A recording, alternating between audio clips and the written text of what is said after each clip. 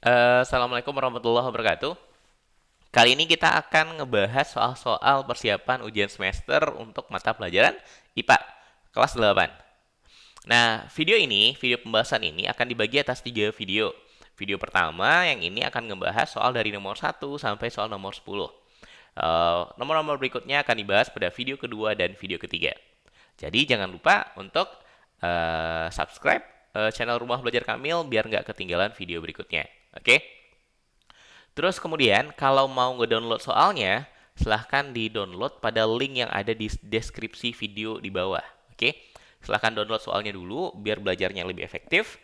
Download soalnya, lalu kemudian coba kerjakan sendiri dulu, baru kemudian lihat video pembahasan soal ini. Oke? Nah, kita mulai dari soal nomor 1. Sebuah balok memiliki panjang 12 cm, lebar 8 cm, balok panjangnya itu P, lebarnya L 8 cm, dan tinggi T 3 cm, serta berat sebesar 30 Newton.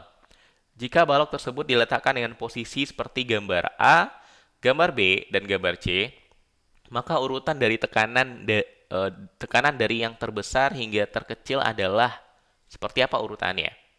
Nah, karena dia ngomongin tekanan, kita bahas dulu tekanan. Tekanan, lambangnya adalah P. Nah, tekanan ini itu dirumuskan sebagai hasil bagi antara F dengan A. Apa itu F? F sama dengan gaya. Yang satuannya Newton. Oke? F adalah gaya. Ketika nggak ada gaya luar yang terjadi, maka gaya ini bisa kita masukkan nilai gaya beratnya. Oke? Kalau nggak ada gaya luar, maka gaya ini adalah berat dari benda. Terus, A itu sama dengan luas penampang. Luas penampang. Apa itu luas penampang? Luas penampang ini adalah luas dari bagian benda yang menyentuh lantai atau menyentuh bidang. Jadi bukan luas keseluruhan benda. Misalkan gini, ini ada balok. Bagian mananya balok ini yang menyentuh lantai? Ya bagian bawahnya. Oke? Jadi kalau tekanan terhadap lantai itu adalah tekanan yang diberikan oleh luas benda yang menyentuh lantainya. Jadi bagian bawahnya ini, bagian alasnya ini. Ini juga, ini kalau kita buat jaring-jaringnya, ya bagian alasnya ini yang kita sebut sebagai luas penampang. Yang ini juga bagian alasnya yang kita sebut sebagai luas penampang. Oke? Nah, sekarang ketiga balok ini adalah balok yang sama. Oke? Ini balok yang sama yang beratnya sama-sama 30 Newton. Ini 30 Newton beratnya, ini juga 30 Newton beratnya. Yang membedakannya hanya posisinya saja. Oke? Sehingga kalau kita lihat rumusnya, P sama dengan F per A, F-nya sama semuanya, sama-sama 30 Newton. Sehingga yang membedakan nilai P-nya nanti hanyalah nilai A. Oke? Nah, kita hitung A untuk masing-masingnya. Untuk balok ini, nilai A-nya sama dengan yang menyentuh lantainya itu adalah bidang alas. Oke? Yang ke kanan, itu panjangnya adalah P. Yang ke sana, yang ke samping sana apa? L atau T? Berdasarkan gambar, yang ke arah samping itu yang mana? T kalau di sini. Oke? L-nya ke arah atas gambarnya. Ini L, ini T. Oke? Berarti ini T. Nah, karena ini berbentuk persegi panjang, luas persegi panjang itu apa? Ya, panjang kali lebar. Tapi ini lebarnya di gambar ini T. Di bagian ini adalah T. Berarti P kali T. Berapa nilai P-nya? P-nya 12. Kali T-nya berapa? T-nya 3. Berarti 12 kali 3, 36. Oke? Sentimeter kuadrat. Nah, balok yang ini, A-nya, coba perhatikan. Yang ini apa ini? L. Yang ke atas P. Berarti yang samping ini L. Oke? Terus yang ke arah belakang siapa? T. Sama kayak yang ini. T. Ini T yang ke arah belakang. Sehingga A-nya sama dengan L kali T. Berapa nilai L-nya? 8. Nilai T-nya 3. 8 kali 3, 24. Nah, dan gambar ini A-nya nanti sama dengan yang ke samping itu adalah P. Yang ke belakang sana apa? L kalau di gambar ini. Nih, L. T-nya ke atas. Maka nilai A-nya sama dengan P kali L. Berapa nilai P kali L? P kali L berarti 12 kali 8. 12 kali 8 itu sama dengan 96 cm kuadrat. Nah, terus gimana mengurutkan tekanan yang paling besar dengan tekanan yang paling kecil? Sekarang lihat hubungan P sama A. P sama A, kalau di matematika ini kita sebut sebagai berbanding terbalik. P dengan A berbanding terbalik. P-nya di atas, A-nya di bawah. Nah, kalau dia berbanding terbalik, maka hubungannya, kalau kita mau P-nya kecil, maka nilai A-nya harus besar. Oke? P kecil, A-nya besar. Kalau P-nya besar, maka nilai A-nya harus kecil. Oke? Ini yang dimaksud dengan hubungan terbalik, berbanding terbalik. Nah, yang ditanya, urutan tekanan terbesar hingga terkecil. Yang P besar itu berarti yang A-nya kecil. Berarti di antara semua ini yang A-nya kecil yang mana? Yang ini yang 24, yang gambar B. Oke? Berarti gambar B inilah yang nilai P-nya terbesar. Jadi urutan P terbesar, urutan dari P terbesar hingga terkecil, terbesar hingga terkecil, itu dimulai dari B. B yang paling besar nilai P-nya. Oke? P besar untuk A yang kecil. Berarti B dulu. Habis B, yang A kecil berikutnya, yang gambar A. Habis gambar A, terakhir baru gambar C. Maka urutannya adalah B, A, C. Sehingga jawaban soal ini adalah B. Oke? Nah, sering soalnya, selain gambar kayak gini, sering juga soalnya itu gambarnya itu gambar sepatu. Antara sepatu yang nggak punya, misalkan sepatu biasa kayak gini nih. Ini sepatu. Bandingkan sama sepatu yang haknya kecil. Misalkan sepatunya gini. Nih, sama sepatu kayak gini. Anggap aja ini sepatu. Oke, sepatu cantik. Nah, antara dua sepatu ini, sepatu mana yang tekanannya paling besar? Ya, sepatu yang ini yang tekanannya besar. Kenapa sepatu ini tekanannya besar? Karena luas bagian yang menyentuh lantainya kecil. Oke? Kalau ini seluruh bagian sepatu nyentuh lantai, berarti luasnya besar. Semakin besar luasnya, maka nilai A-nya semakin kecil, nilai P-nya semakin kecil. Oke? Berarti ini yang tekanannya besar, yang ini tekanannya kecil. Oke? Lanjut soal nomor 2.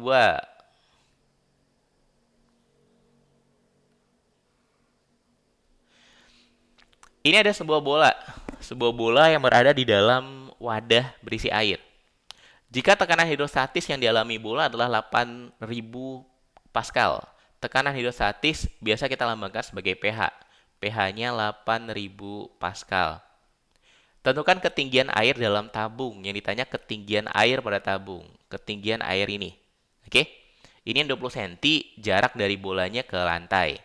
Dari dasar tabung 20 cm. Tekanan hidrostatik atau pH, ini kita bahas dulu teorinya. Tekanan hidrostatis. Hidrostatis. pH. Itu punya rumus. pH itu sama dengan Rho kali G kali H. Ini bukan P ya, tapi Rho. Rho ini itu sama dengan massa jenis. Massa jenis cairan. Satuannya kilogram per meter kubik. Oke. Terus G. G itu adalah percepatan gravitasi. Berapa nilai standar dari G? 10 meter per sekon kuadrat. Oke. Terus H itu adalah kedalaman. Apa itu kedalaman? Kedalaman adalah jarak benda dari permukaan air. Ini yang kita sebut dengan kedalaman. Jadi ini yang kita sebut sebagai H. Dari permukaan ke bawah adalah H. Nah, yang ditanya bukan H-nya, tapi ketinggian air dalam tabung. Jadi ini yang ditanya. Kalau jarak dari bawahnya 20 cm, terus ke atasnya adalah H, maka ketinggian air di tabung itu adalah H yang ditambah sama 20 cm. Oke? H ini satuan standarnya adalah meter. Kalau mau jadi cm, maka ubah nanti H-nya jadi cm. Nah, untuk mencari nilai H, kita tinggal masukkan ke rumus ini. Tekanan hidrostatik sama dengan Rho kali G kali H. Berapa tekanan hidrostatiknya? 8.000. Rho massa jenis. Udah dikasih tahu, massa jenis air 1000 katanya. Rho sama dengan 1000. Rho sama dengan 1000 kilogram per meter kubik. Nih, oke? Berapa nilai G, percepatan gravitasi? 10 dikali sama H. Nah, sekarang tinggal kita masukkan. 8.000 sama dengan 1000 kali 10, 10.000 dikali sama H. Oke? Berarti kalau nyari H saja, kita bagi sama 10.000. H itu sama dengan 8.000 yang dibagi sama 10.000. 10.000-nya pindah ke sana. Karena dia kali, pindah, dan jadi nanti jadinya bagi 8.000 bagi 10.000. Kita coret dulu nolnya. Nolnya coret 3. Di bawah ada 0,4, di atas nolnya 3. Berarti kita coret nolnya 3. Tinggal di bawah 10. Berapa 8 dibagi 10? 0,8 meter. Nah, 0,8 meter ini berapa senti? Ya, tinggal kali 100. 80 cm. Oke? Nah, jadi berapa jawabannya? Ketinggian air dalam tabung, tinggi air di tabung, itu sama dengan ke bawah jaraknya 20 cm, ke atas jaraknya 80 cm. Maka ketinggian air di tabung adalah 80 cm tambah 20 cm. Jadinya sama dengan 100 cm. Kalau ditanya kedalamannya saja, maka jawabannya 80. Tapi kalau ditanya ketinggian, ya ketinggian air, bukan ketinggian benda ya. Ketinggian air ya jadinya jarak ke bawah tambah sama jarak ke atas. Oke? Jadi jawabannya adalah A. Sip. Kita lanjutkan. Soal nomor 3. Nah, di antara alat-alat berikut yang bekerja berdasarkan prinsip hukum Pascal. Ini ada beberapa buah alat. Kapal selam, dongkak hidrolik, rem hidrolik, sama balon udara. Mana yang prinsip kerjanya berdasarkan hukum Pascal? Hukum Pascal.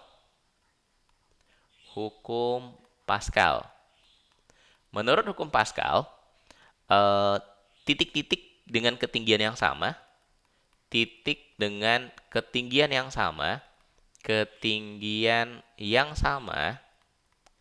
itu akan mempunyai tekanan yang sama.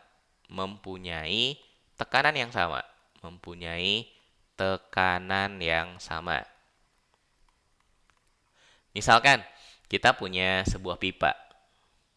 Oke? Nah, pipa ini diisi cairan misalkan.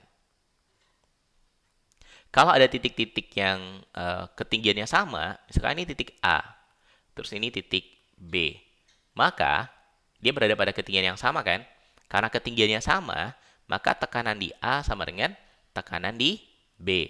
Oke? Tekanan di A sama dengan tekanan di B. Ini yang masuk dengan hukum Pascal. Kalau tekanannya kita gunakan rumus yang tadi, F per A, jadinya F di A, atau ini pakai 1 atau 2 lah. Ini titik 1, ini titik 2. Titik 1, ini titik 2. Maka P di 1 sama dengan P di 2.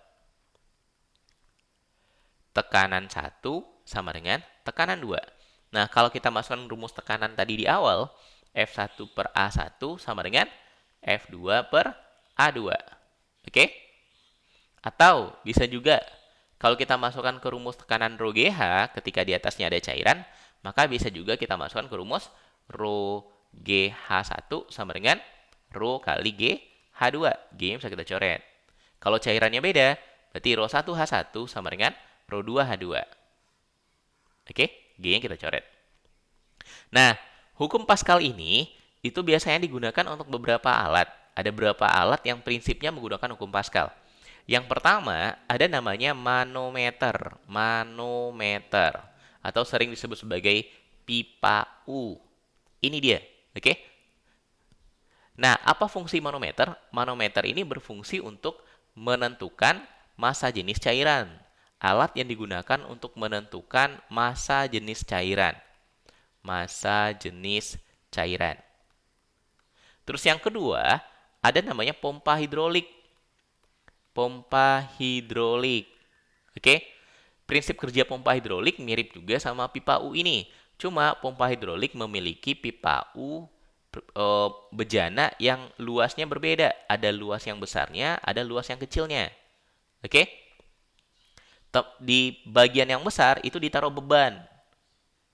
Di bagian yang kecil, nanti diberi gaya. Ketika kita beri gaya pada pipa yang kecil, maka beban yang di atas ini akan terangkat. Oke, itu namanya pompa hidrolik. Banyak di bengkel-bengkel mobil atau tempat pencucian mobil. Buat ngangkat mobilnya itu pakai prinsip pompa hidrolik. Terus ada rem hidrolik. Oke, rem mobil itu kan nggak pakai kawat. Beda sama sepeda. Kalau sepeda remnya pakai kawat. Kita tekan rem yang ada di pegangan, oke, di tangan. Nanti kawatnya akan menarik rem yang ada di belakang atau yang depan, sehingga bannya akan bergesekan sama kampas remnya lalu berhenti. Oke, kalau di mobil nggak mungkin pakai kawat, mobil itu berat, kawatnya bisa-bisa putus, sehingga pakai prinsip hidrolik. Oke, jadi ada cairan di dalamnya. Nah, ini contoh-contoh benda-benda alat-alat yang menggunakan prinsip hukum Pascal. Jadi jawabannya yang mana? Kapal selam enggak. Kapal selam ini itu prinsipnya menggunakan prinsip Archimedes. Archimedes. Prinsip tentang mengapung, menyelam, sama mengapung, tenggelam, sama apalagi apa istilahnya satu lagi? Melayang. Oke? Dongkrak hidrolik benar. Rem hidrolik benar. Balon udara enggak. Balon udara juga pakai prinsip Archimedes. Maka jawaban yang mana? 2 sama 3. Jadi jawabannya adalah B. Oke? Lanjut. Perhatikan gambar ayunan bandul logam berikut. Oke, nah sekarang kita masuk bab baru tentang getaran. Getaran. Kalau kita diberikan bandul seperti ini ayunan bandul, maka yang disebut dengan satu getaran itu adalah dari posisi awal balik lagi ke posisi semula, oke? Dan udah melalui titik-titik yang lain sekali. Misalkan dari gini, kalau kita mulai dari C, maka yang disebut dengan satu getaran itu dari C dia bergetar hingga ke B, lalu balik lagi ke C.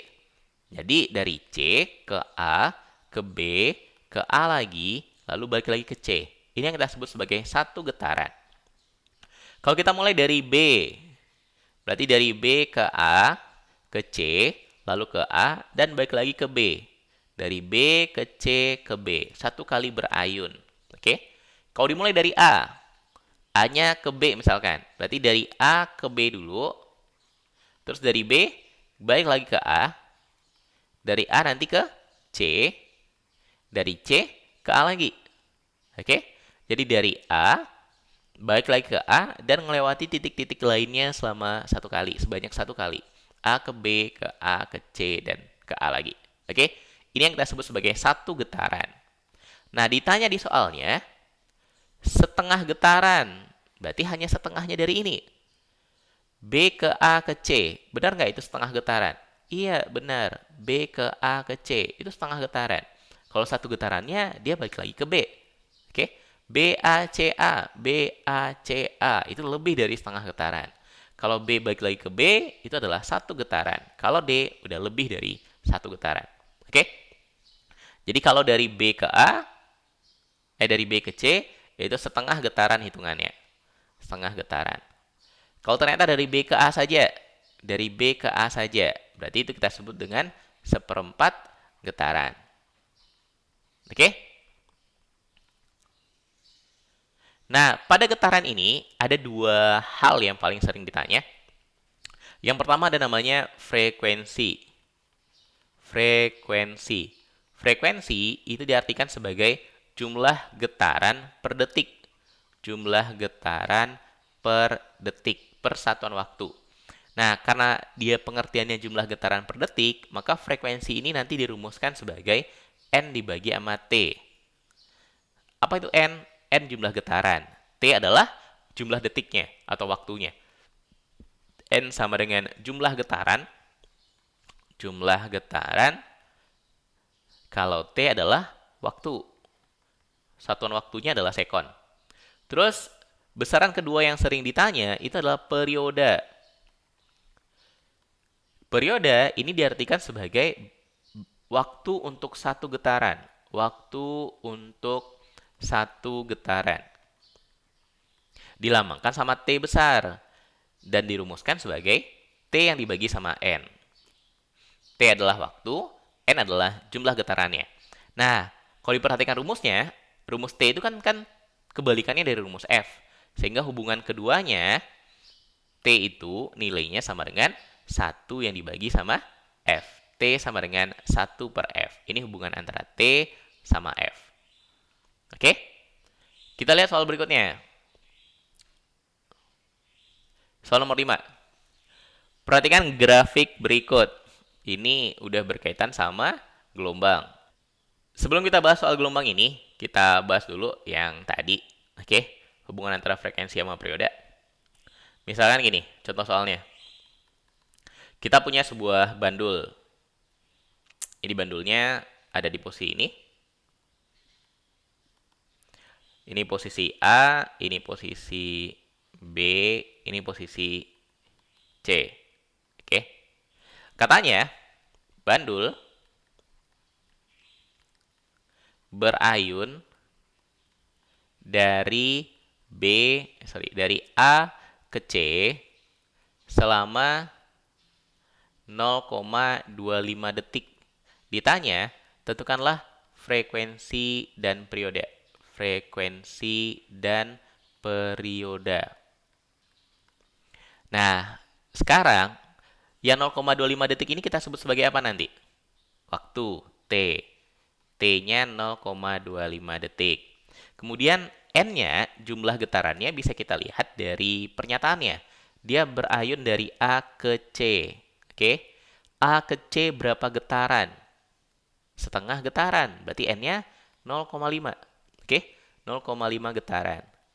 Kalau ditanya F, frekuensi rumusnya adalah N yang dibagi sama T. Berapa nilai N-nya? 0,5. T-nya 0,25. Nah, berapa 0,5 yang dibagi sama 0,25? Jawabannya adalah 2. Satuan frekuensi adalah Hz. Oke? Frekuensinya 2 Hz. Nah, kalau nyari periode, nggak perlu lagi pakai rumus T per N. Seper F aja.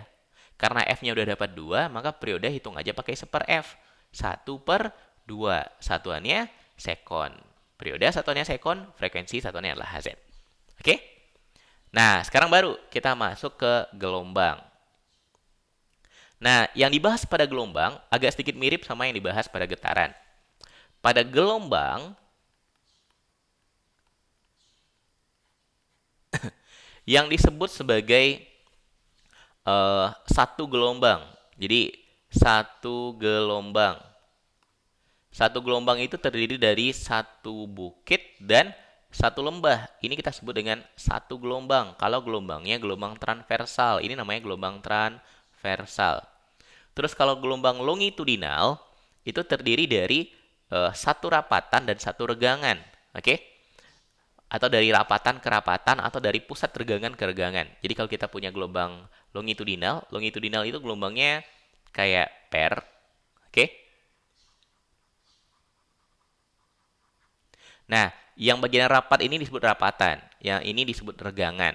Nah, satu gelombang dari tengah-tengahnya rapatan ke tengah-tengahnya rapatan yang lain berikutnya, itu disebut dengan satu gelombang.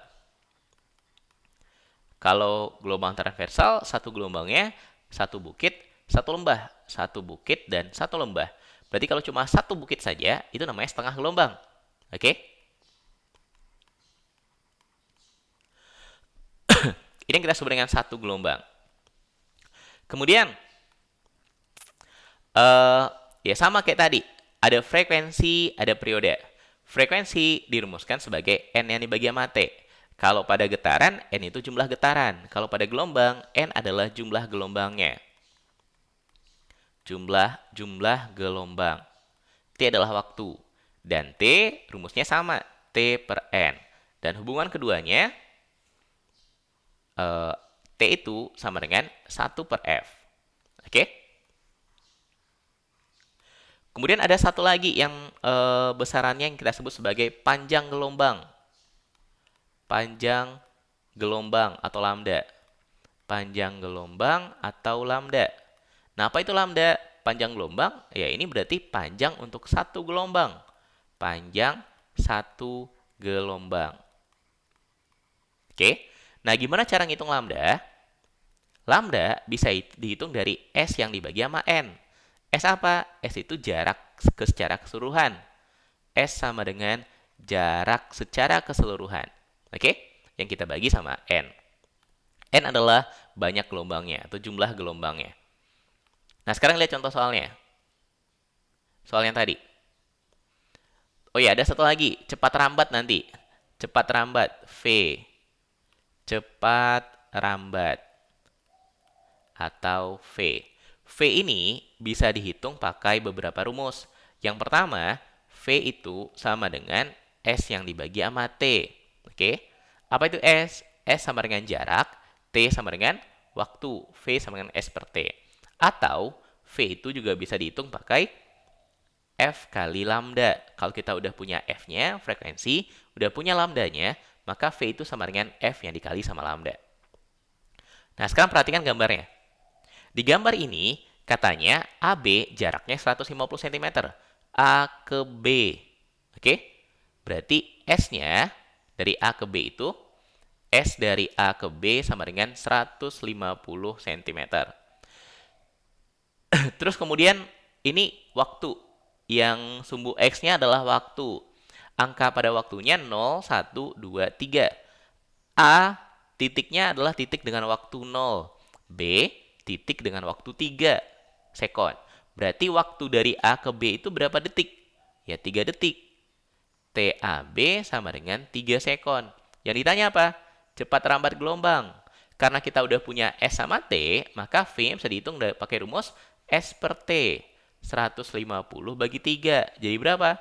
50. Jawabannya D. Ini cara pertama. Oke? Atau cara kedua, ini kita hapus dulu. Kita bisa hitung juga pakai frekuensi F dikali sama lambda. Tapi cari F-nya dulu, cari lambdanya. Yang pertama, kita cari hitung dulu berapa jumlah gelombangnya. Dari A ke B, berapa gelombang dari A ke B? Dari A sampai angka 2 ini itu satu gelombang. Ini kan satu bukit ini setengah gelombang. Setengah gelombang, ini setengah gelombang, ini setengah gelombang. Maka jumlahnya ada 1,5 gelombang. 1,5 gelombang. Oke? Kemudian waktunya berapa dari A ke B? 3. T dari A ke B sama dengan 3 sekon. Nah, kalau kita mau mencari lambda, mencari frekuensi, frekuensi sama dengan N yang dibagi sama T. 1,5 kita bagi sama 3. Oke, 3-nya 3 sekon ya ini ya. Berapa 1,5 dibagi 3? 1 per 2. Kita sederhanakan sama-sama dibagi 1,5. Jadi 1 per 2. Terus panjang gelombangnya. Panjang gelombang adalah S per N. Dari A ke B, jaraknya itu 150 cm. Oke? Lambda sama dengan S per N. 150 cm dibagi 1,5. Jadi berapa 150 bagi 1,5? 100 cm. Oke? Maka V bisa kita hitung pakai rumus V sama dengan F kali lambda. F kali lambda. Setengah dikali 100 cm. Maka jadinya 50 cm per sekon. Ini cara kedua. Karena udah ada S sama T-nya di gambar ini, maka langsung aja S per T biar lebih gampang. Oke? Lanjut soal nomor 6. Sebuah kapal selam mengirimkan sinyal untuk mendeteksi jarak batu karang. Setelah 4 detik, sinyal diterima kembali oleh kapal. Jika cepat rambat bunyi dalam air laut adalah 1.200 meter per detik, maka jarak kapal dan batu karang adalah. Oke, nah sekarang kita masuk ke gelombang bunyi. Salah satu pemanfaatan gelombang bunyi itu adalah untuk mengukur kedalaman air laut. Oke, gelombang bunyinya sering disebut dengan gelombang sonar. Kalau kita punya kapal, ada sebuah kapal. Kapal itu kan harus berlayar di laut yang agak sedikit dalam, apalagi kalau kapalnya besar. Kenapa? Biar nggak nyangkut. Kalau lautnya terlalu dangkal, nanti dia nyangkut. Karam istilahnya kapalnya. Ini ada kapal. Ini dasar lautnya misalkan. Nah, untuk mengukur dasar lautnya, untuk mengukur berapa kedalaman dasar laut, maka si kapal ini akan mengirimkan gelombang ke bawah, gelombang bunyi. Oke. Terus nanti oleh dasar laut, kan gelombangnya dipantulkan ke atas. Nah, berarti gelombangnya akan menempuh jarak berapa kali H ke bawah kedalamannya H, ke atas lagi kedalamannya H. Maka jarak yang ditempuh gelombangnya adalah 2H. Oke? Kalau waktu tempuhnya, waktu totalnya adalah T, S adalah jarak. Kemudian waktu waktu totalnya buat bolak-balik, waktu total yang ditempuh oleh gelombangnya adalah T, maka kita bisa tahu berapa kedalamannya. Oke? Jika cepat rambat bunyi adalah V, cepat bunyinya adalah V. Tadi apa rumus V? V sama dengan S per T. V sama dengan S per T. Kalau kita nyari S, maka S itu sama dengan T-nya kali silang ke sana, V kali T. Oke? Berapa nilai S-nya? 2H. 2H sama dengan V kali T. Berarti kalau H saja, V kali T bagi 2. Nah, ini rumus dari kedalaman laut. Oke? Kalau kita menggunakan pemanfaatan pemantulan bunyi. H sama dengan V kali T yang dibagi sama 2. Nah, tinggal ditulis di apa-apa aja yang diketahui di soal ini.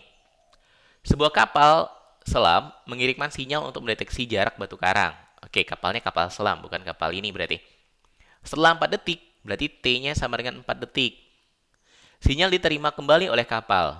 Jika cepat rambat bunyi dalam air laut, V sama dengan 1200 meter per sekon, maka jarak kapal dan batu karang. Oke, H-nya berapa?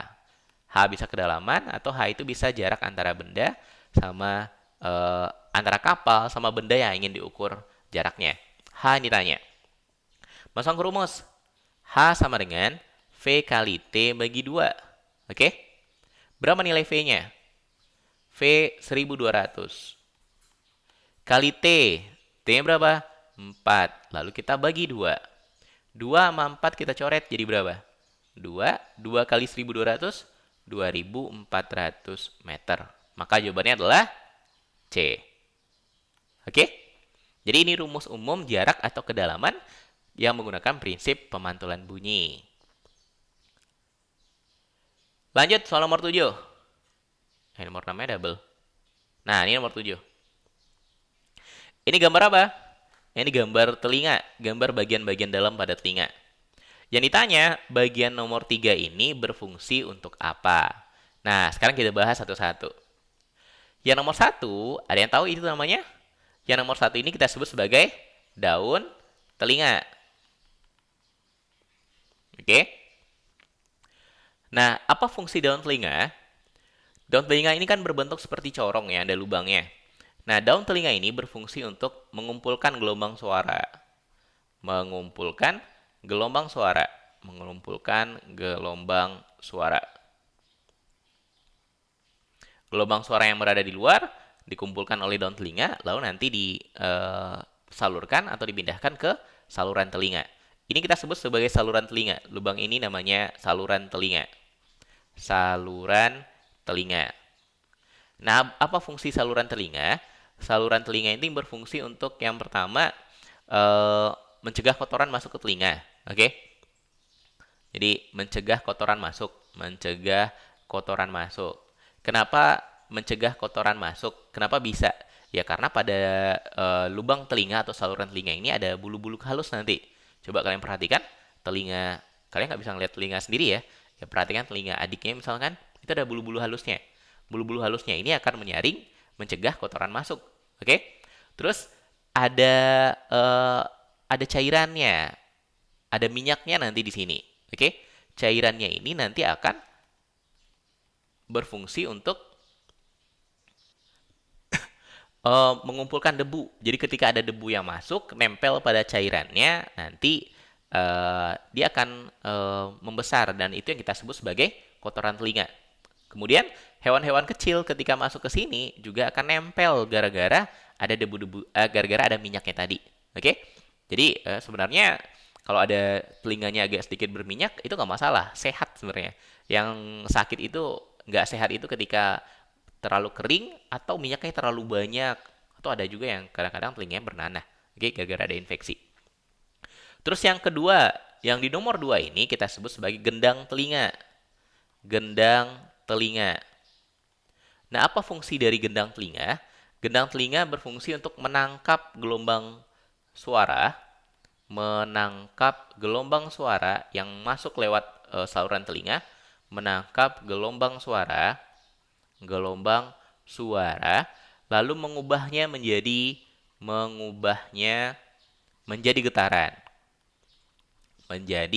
getaran. Oke? Mengubahnya menjadi getaran. Ini fungsi dari gendang telinga. Kemudian ada yang bagian-bagian yang ini nih. Ini nanti kita sebut sebagai tulang telinga. Tulang telinga. Ada beberapa jenis tulang telinga yang ada di sini. Oke? Nah, fungsinya apa? Menyalurkan getaran tadi ke rumah siput. Menyalurkan getaran yang dihasilkan oleh gendang telinga ke rumah siput. Getaran ke rumah siput. Yang mana yang rumah siput? Rumah siput itu ini, yang nomor 4. Oke? Yang nomor 4 ini kita sebut sebagai rumah siput. Kenapa disebut rumah siput? Ya karena bentuknya kayak siput, kayak rumah siput. Apa fungsinya? Kenapa getaran tadi dialirkan ke rumah siput? Karena di rumah siput ini tempat saraf-saraf pendengaran. Tempat saraf pendengaran. Oke. Jadi saraf-saraf di sini akan menerima getarannya, lalu kemudian menyampaikan sinyal-sinyal getaran itu ke otak sehingga kita bisa menentukan ini bunyi apa. Oke? Ini tempat saraf-saraf pendengaran, tempat dia menangkap sinyal getaran. Oke? Nah, yang nomor 3 ini apa? Nomor 3 ini nanti ini kita sebut sebagai saluran gelang. Saluran gelang atau saluran labirin. Oke? Apa fungsinya? Fungsinya sebenarnya nggak terlalu berhubungan sama pendengaran. Ini fungsinya sebagai alat keseimbangan. Alat keseimbangan. Jadi kalau seandainya dia berisi cairan, ketika cairannya goyang, maka keseimbangan kita juga goyang. Oke? Ini nomor 3.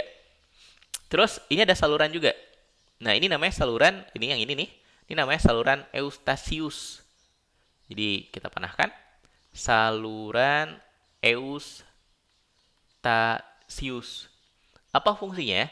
Dia menghubungkan antara rongga telinga sama rongga mulut atau rongga hidung. Menghubungkan rongga telinga dengan rongga mulut atau hidung. Rongga mulut sama rongga hidung kita kan nyatu, bergabung nanti. Nah, dia menghubungkan rongga telinga ini dengan rongga hidung. Nah, apa fungsinya? Fungsinya untuk menjaga tekanan dalam rongga telinga. Nah, apa buktinya? Saya gini, pernah naik mobil misalkan dari Solo ke Padang, kan nanti lewat Setinjau Lawi. Oke? Di Setinjau Laut, karena itu ketinggian agak tinggi, nanti pasti kita ngerasa ada yang aneh pada telinga kita. Rasanya kayak ada yang kesumbat. Oke? Nah, sumbatnya itu akan hilang ketika kita menguap. Oke? Atau kadang-kadang naik pesawat. Ketika orang-orang yang punya masalah telinga naik pesawat, ketika berada di atas, tekanan pada rongga telinga ini akan lebih besar daripada tekanan yang berada di luar. Sehingga gendang telinganya akan terasa sakit. Nah, untuk menjaga agar tetap sama, maka kadang-kadang dianjurkan untuk makan permen atau ngunyah permen. Tujuannya agar rongga mulut kita aktif bergerak, sehingga nanti tekanannya akan nekan-nekan yang di sini, tekanannya akan sama dengan rongga mulut, dengan udara luar. Oke? Nah, sekarang pertanyaannya, bagian 3 ini berfungsi sebagai alat apa? Apa tadi bagian nomor 3? Saluran gelang. Fungsinya buat apa? Alat keseimbangan. Berarti jawabannya adalah A. Oke? Ini ada kok di buku paket. Lihat aja di buku paketnya. Lanjut, soal nomor 8. Di antara pernyataan berikut yang merupakan sifat-sifat cahaya. Oke. Yang mana sifat-sifat cahaya? Dapat dipantulkan. Benar. Cahaya dapat dipantulkan kan? Coba aja cahaya arahkan ke cermin. Ya, mantul cahayanya. Dapat dibiaskan? Iya. Apa itu dibiaskan? Dibelokkan. Kapan cahaya dibelokkan? Kalau cahaya melewati dua medium yang berbeda jenis, yang berbeda indeks biasnya. Misalkan dari udara ke air. Oke. Kalau kalian perhatikan, coba misalkan ini gelas misalkan, masukkan pensil ke dalam air. Oke, ke dalam gelas yang berisi air, lalu lihat dari samping. Maka akan kelihatan pensilnya itu bengkok. Misalkan ini pensilnya dari atas, pas di bawah, ternyata kayak gini pensilnya. Kayak apa gambarnya ya?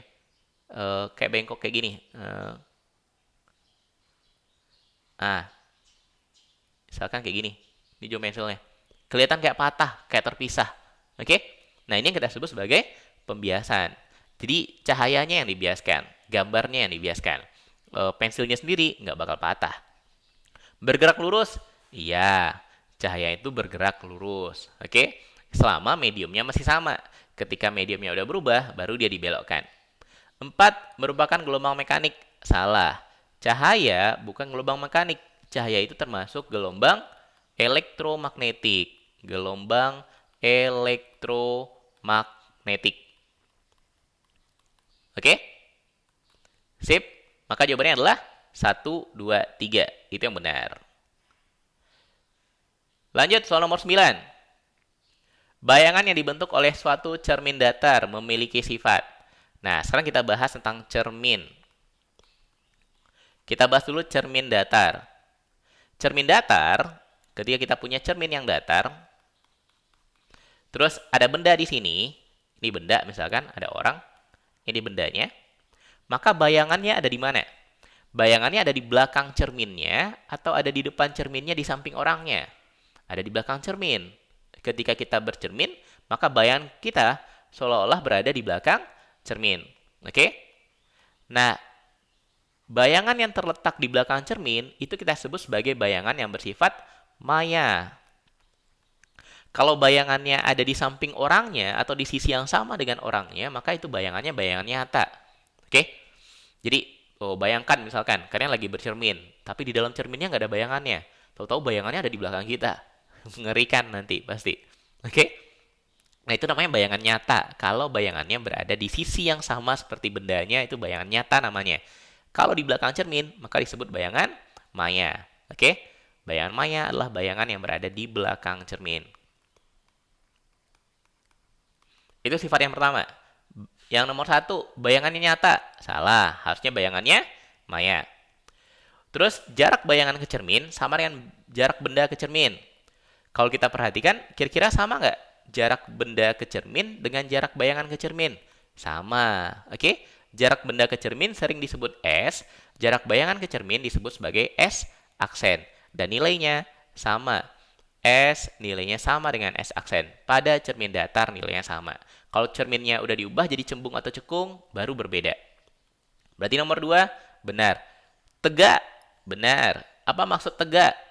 Kalau seandainya bendanya ngadap kepalanya di atas, bayangan kepalanya juga di atas. Oke? Pernah nggak bercermin di cermin yang datar, kepala di atas, tapi pas di bayangan, kepala di bawah? Nggak pernah. Itu yang dimaksud dengan tegak. Oke? Ukuran bayangan lebih besar dari ukuran aslinya. Pas kalian bercermin, kelihatan lebih gendut? Enggak, sama aja. Berarti enggak lebih besar. Ini berarti nomor 4 salah. Maka jawabannya adalah 2 sama 3. Oke? Ada satu lagi, kalau kita bercermin di cermin datar, maka terbalik antara sisi kanan dan kiri. Oke? Sisi kanan dan kiri jadi terbalik. Kanan dan kiri, bukan atas bawah ya. Tangan kanan di kita, itu akan terlihat jadi tangan kiri bagi bayangan. Oke? Kalau ini jawabannya 2 sama 3. Yang satunya salah, nomor 4-nya juga salah. Oke, kita lanjut. Soal nomor 10. Perhatikan gambar cermin cekung di bawah ini. Maka sifat bayangannya seperti apa? Nah, sifat bayangan kan tadi kita bagi. Ada nyata, ada maya. Apa perbedaannya? Nyata itu kalau bayangannya berada di depan cermin. Oke? Di depan cermin. Bayangan berada di depan cermin. Atau bahasa lainnya, kalau bayangan berada di sisi yang sama. Di sisi yang sama dengan benda. Itu kita sebut sebagai bayangan nyata. Kalau bayangan maya, itu bayangan yang terletak di belakang cermin. di belakang cermin. Atau di sisi yang berbeda, di seberangnya benda, di seberang benda. Nah, sekarang lihat gambar ini. Ini benda, ini cerminnya. Oke? Cerminnya kalau yang kayak gini kita sebut dengan cermin cekung. Bendanya ada di sebelah kanan cermin. Oke? Ini garis-garis pembentukan bayangan pada benda kalau bendanya berada di depan cermin cekung. Ketika ada cahaya datang sejajar, maka cahaya itu akan dibelokkan atau akan dipantulkan menuju fokus. Jadi F ini adalah fokus. Dipantulkan menuju fokus. Ketika cahayanya datang menuju fokus, melewati fokus, maka dipantulkannya sejajar dengan sumbu utama. Yang garis biru tengah-tengah ini namanya sumbu utama. Jadi dipantulkan lurus sejajar sumbu utama. Perpotongan kedua cahaya inilah yang menjadi perpotongan atau titik letak bayangannya. Sekarang lihat ini. Bendanya ada di sebelah kanannya cermin. Bayangan juga ada di sebelah kanannya cermin. Maka ini bayangan nyata atau bayangan maya?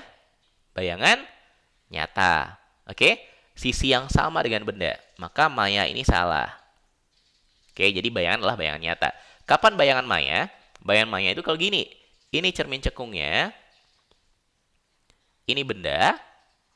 Lalu ini bayangan. Nah, ini bayangannya yang kita sebut dengan bayangan maya. Berada di belakang cermin. Di seberangnya benda. Benda di kanan, bayangannya di kiri. Maka di bayangan itu disebut dengan bayangan maya. Kalau ini, bayangan nyata. Kemudian terbalik atau tegak. Benda kepalanya di atas. Bayangan kepalanya ngadep ke mana? Ke bawah. Karena kepalanya kebalik, maka sifat bayangannya terbalik. Kalau tegak, kepala benda di atas, bayangan juga di atas. Itu namanya tegak. Bendanya kepalanya di bawah, bayangan kepala juga di bawah. Itu tegak. Kalau kebalik, kepala benda di atas, kepala bayangan di bawah, maka itu namanya terbalik. Maka jawabannya adalah C.